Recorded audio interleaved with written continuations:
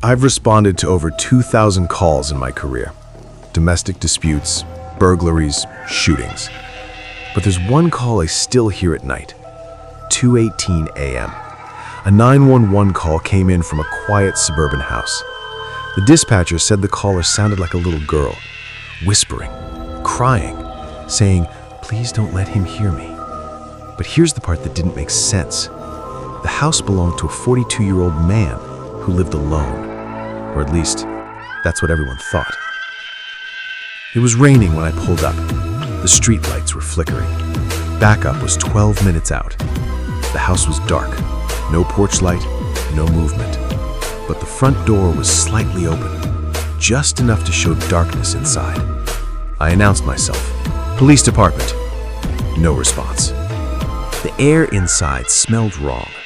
Not rot, not chemicals, just stale, like something hadn't moved in a long time. The living room looked normal, too normal. TV remote on the couch, glass of water on the table, still sweating. Someone had just been there. Then my radio crackled. Dispatch said, "The caller is still connected. We're hearing breathing." I froze, because the 911 call was coming from inside the house. I whispered, "Where is the caller?" Dispatch replied, "Basement." That's when I heard it. From under the floorboards, a soft voice, like a child trying not to cry. "Please?" He gets angry. My heart started pounding. I drew my weapon, moved toward the basement door. That's when the homeowner stepped into the hallway behind me. I hadn't heard him move. He said calmly, "There's no basement." But I could hear it, scratching, soft crying from under the floor. The man was smiling, not nervous, not angry, just calm, too calm. I asked him where the basement access was. He said, "This house doesn't have one." Dispatch whispered in my ear, "The GPS ping hasn't moved," meaning the caller was still inside. The crying got louder, but something about it changed. It didn't sound natural. It sounded rehearsed, like someone trying to sound like a child. Then the whisper said, "He makes me talk like this." I felt cold. Backup, still 7 minutes out. I made the call. I kicked the hallway rug aside. Under it, a metal hatch. The homeowner lunged, not at me, at the hatch, like he was trying to block it. I pushed him back, opened the hatch. A ladder descended into darkness. The crying stopped. Complete silence. I went down. Every step echoed.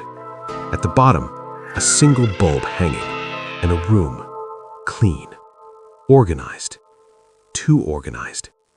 In the center, a chair, bolted to the floor, and sitting in it, a grown man, mid-30s, beard overgrown, eyes hollow, tears running down his face. And he whispered in that same small voice, "Please don't let him hear me." My stomach dropped. The homeowner had been forcing him for years to speak like a child, to behave like one. The room had toys, children's clothes, a small bed. This wasn't a kidnapping. It was something worse. Psychological destruction.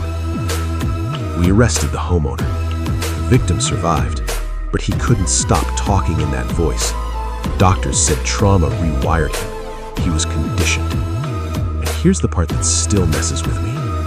The 911 call was placed 3 hours before we arrived, meaning someone else had been there earlier, listening, and left before we got there.